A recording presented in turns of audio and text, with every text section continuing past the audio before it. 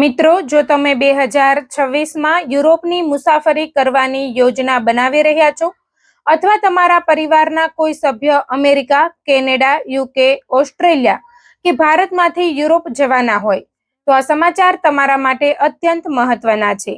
કારણ કે યુરોપના બોર્ડર નિયમોમાં છેલ્લા ઘણા વર્ષોનો સૌથી મોટો ફેરફાર અમલમાં આવી રહ્યો છે.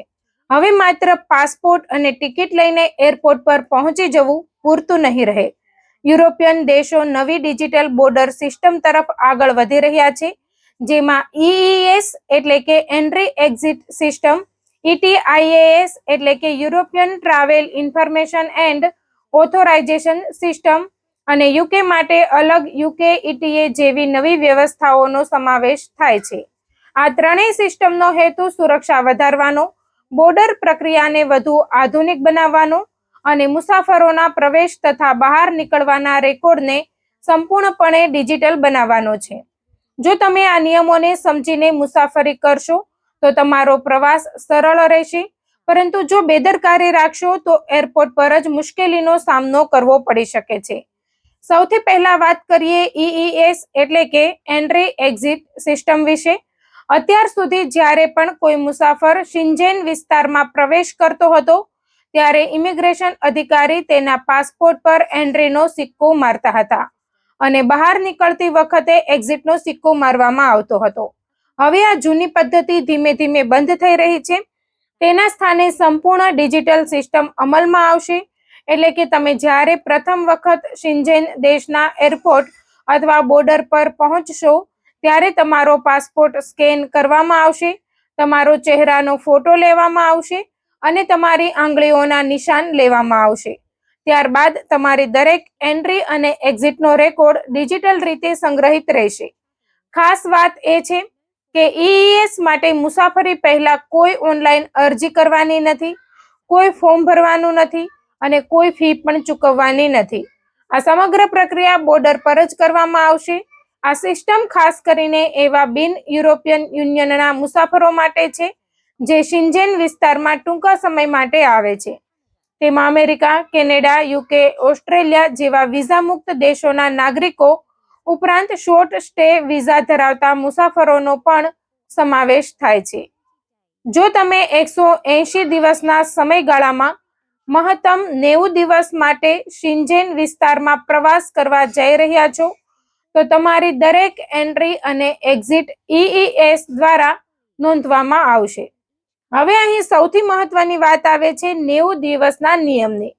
ઘણા લોકો આજે પણ એવું માને છે કે દરેક દેશના દિવસો અલગ અલગ ગણવામાં આવે છે, પરંતુ આ એક મોટી ગેરસમજ છે. શેન્ઝેન ઝોનમાં કુલ 90 દિવસની મર્યાદા છે. એટલે કે જો તમે ફ્રાન્સમાં 10 દિવસ રોકાવ, ત્યારબાદ સ્પેનમાં 12 દિવસ અને પછી ઇટાલીમાં 15 દિવસ રોકાવ તો કુલ 37 દિવસ ગણાશે. હવે EES આ તમામ દિવસોની ગણતરી સંપૂર્ણ ડિજિટલ રીતે કરશે. એટલે દિવસો છુપાવવાની કે ગણતરીમાં ભૂલ થવાની શક્યતા લગભગ નહીં રહે. તેથી દરેક મુસાફરે પોતાના દિવસોનો હિસાબ રાખવો જરૂરી બની જશે. શેન્ઝેન કે કેલ્ક્યુલેટર અથવા ફોનની નોટિસ એપનો ઉપયોગ કરીને તમે સરળતાથી તમારી ગણતરી રાખી શકો છો. EES લાગુ થયા પછી એરપોર્ટ પર પણ થોડો ફેરફાર જોવા મળશે. ઘણા મુસાફરોને લાગે છે કે તેમની આખી પ્રક્રિયા અંતિમ શહેરમાં થશે, પરંતુ હકીકતમાં એવું નથી. તમે જે પ્રથમ શેન્ઝેન એરપોર્ટ પર ઉતરો છો ત્યાં જ EES પ્રક્રિયા પૂર્ણ થશે. ઉદાહરણ તરીકે, જો તમે ન્યુયોર્કથી પેરિસ અને ત્યાંથી રોમ જવાના હોય તો બાયોમેટ્રિક્સ અને એન્ટ્રી પ્રક્રિયા પેરિસમાં થશે, રોમમાં નહીં. તેથી કનેક્ટિંગ ફ્લાઇટ બુક કરતી વખતે પૂરતો સમય રાખવો ખૂબ જરૂરી બની જાય છે. અગાઉ 55 મિનિટ કે 90 મિનિટનું કનેક્શન ઘણા મુસાફરો માટે પૂરતું રહેતું હતું, પરંતુ નવી સિસ્ટમમાં શરૂઆતના સમયગાળામાં લાઈનો વધી શકે છે. નિષ્ણાતો ઓછામાં ઓછા 2 થી 2.5 કલાકનો સમય રાખવાની સલાહ આપે છે. ખાસ કરીને પેરિસ, એમ્સ્ટરડમ, ફ્રેન્કફર્ટ, મેડ્રિડ અને લિસ્બન જેવા વ્યસ્ત એરપોર્ટ પર વધારાનો સમય રાખવો સમજદારી રહેશે. બાયોમેટ્રિક પ્રક્રિયા દરમિયાન પણ કેટલીક બાબતો ધ્યાનમાં રાખવી જરૂરી છે. બોર્ડર પર પહોંચતા પહેલા ચશ્મા, ટોપી અને ઇયરબડ્સ કાઢી નાખો. પાસપોર્ટ હાથમાં તૈયાર રાખો અને અધિકારી જે સૂચના આપે તેનું પાલન કરો. આ નાની બાબતો તમારી પ્રક્રિયાને ઝડપી બનાવી શકે છે અને પાછળ ઉભેલા અન્ય મુસાફરોનો પણ સમય બચાવી શકે છે. હવે વાત કરીએ ETIAS વિશે. ઘણા લોકો EES અને ETIAS ને એક જ વસ્તુ માને છે, પરંતુ બંનેનો હેતુ સંપૂર્ણપણે અલગ છે. EES એ બોર્ડર પર પ્રવેશ અને બહાર નીકળવાનો રેકોર્ડ રાખે છે, જ્યારે ETIAS મુસાફરી શરૂ કરતા પહેલા લેવાની ઓનલાઈન ટ્રાવેલ ઓથોરાઇઝેશન છે. તેને અમેરિકાની ESTA જેવી વ્યવસ્થા કહી શકાય.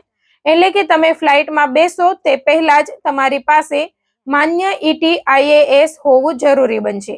ETIAS શરૂ થયા પછી અરજદારે ઓનલાઈન પોતાના પાસપોર્ટની વિગતો, વ્યક્તિગત માહિતી અને કેટલાક સુરક્ષા સંબંધિત પ્રશ્નોના જવાબ આપવા પડશે. અંદાજિત ફી લગભગ €20 રહેશે અને અમુક ઉંમરના અરજદારોને તેમાં છૂટછાટ મળી શકે છે. મંજૂરી મળ્યા પછી તે 3 વર્ષ સુધી અથવા તમારો પાસપોર્ટ સમાપ્ત થાય ત્યાં સુધી માન્ય રહેશે. એટલે જો તમારો પાસપોર્ટ ટૂંક સમયમાં એક્સપાયર થવાનો હોય તો પહેલા પાસપોર્ટ રિન્યૂ કરાવી લેવો વધુ ફાયદાકારક રહેશે. અહીં એક મોટી ચેતવણી પણ છે. ETIAS શરૂ થાય તે પહેલા ઘણી નકલી વેબસાઇટ્સ લોકો પાસેથી પૈસા વસૂલવાનો પ્રયાસ કરી શકે છે.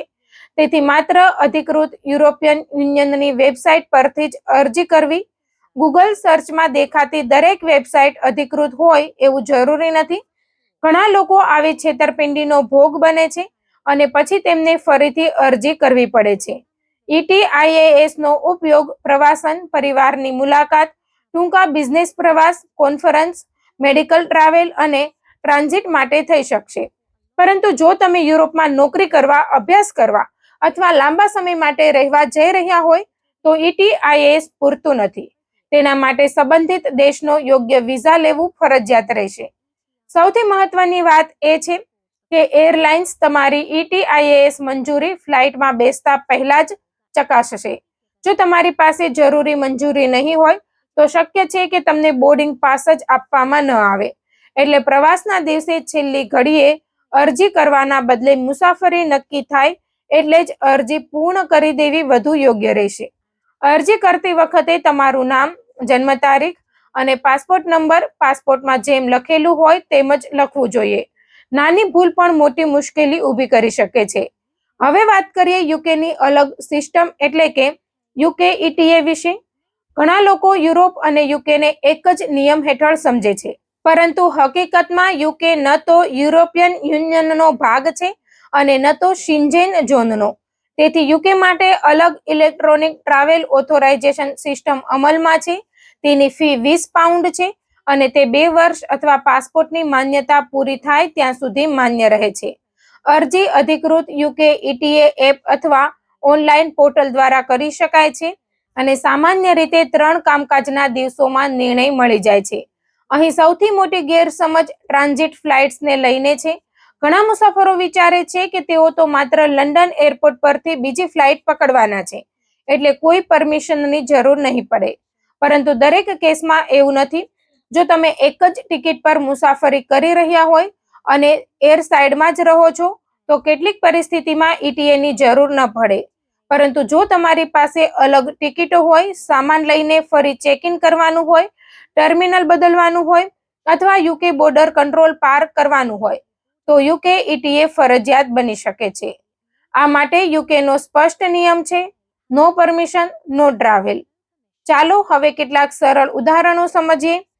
જો તમે અમેરિકાથી પેરિસ અને પછી ઇટલી જઈ રહ્યા હોય તો બોર્ડિંગ પહેલા ETIAS જરૂરી રહેશે અને પેરિસમાં EES પ્રક્રિયા પૂર્ણ થશે. જો તમે પહેલા લંડનમાં 3 દિવસ રોકાવાના હોય અને પછી એમ્સ્ટરડમ જવાના હોય તો લંડન માટે UK ETA અને ત્યારબાદ શેન્જેનમાં પ્રવેશ માટે ETIAS તથા EES બંને લાગુ પડશે. જો તમે માત્ર લંડન એરપોર્ટ પરથી ટ્રાન્ઝિટ કરીને સીધા રોમ જવાના હોય અને UK બોર્ડર પાર ન કરતા હોય તો કેટલીક પરિસ્થિતિમાં UK ETA ની જરૂર નહીં પડે, પરંતુ રોમમાં EES અને ETIAS લાગુ પડશે. જ્યારે આયર્લેન્ડ અને સાયપ્રસ જેવા દેશો માટે તેમના પોતાના અલગ નિયમો છે, કારણ કે તેઓ શેન્જેન ઝોનનો ભાગ નથી. આ સાથે એક વધુ મહત્વની બાબત સમજવી જોઈએ. યુરોપ, યુરોપિયન યુનિયન અને શિન્જેન આ ત્રણેય શબ્દોનો અર્થ અલગ છે. યુરોપ એક ભૌગોલિક ખંડ છે, યુરોપિયન યુનિયન એક રાજકીય સંગઠન છે અને શિન્જેન બોર્ડર મુક્ત પ્રવાસ વિસ્તાર છે. જ્યારે યુકે આ બંનેથી અલગ છે. એટલે મુસાફરી પહેલા તમારે સૌથી પહેલો પ્રશ્ન પૂછવો જોઈએ કે હું કયા બોર્ડર ઝોનમાં પ્રવેશી રહ્યો છું અને ત્યાં કયા નિયમો લાગુ પડે છે. પ્રવાસ પહેલા એક સરળ ચેકલિસ્ટ પણ યાદ રાખો. પાસપોર્ટની માન્યતા તપાસો. તમારો પ્રવાસ શિન્જેન, યુકે કે આયર્લેન્ડમાં છે તે સ્પષ્ટ કરો. ETIAS શરૂ થાય પછી સમયસર અરજી કરો. યુકે જવાનું હોય તો યુકે ETA અગાઉથી મેળવી લો.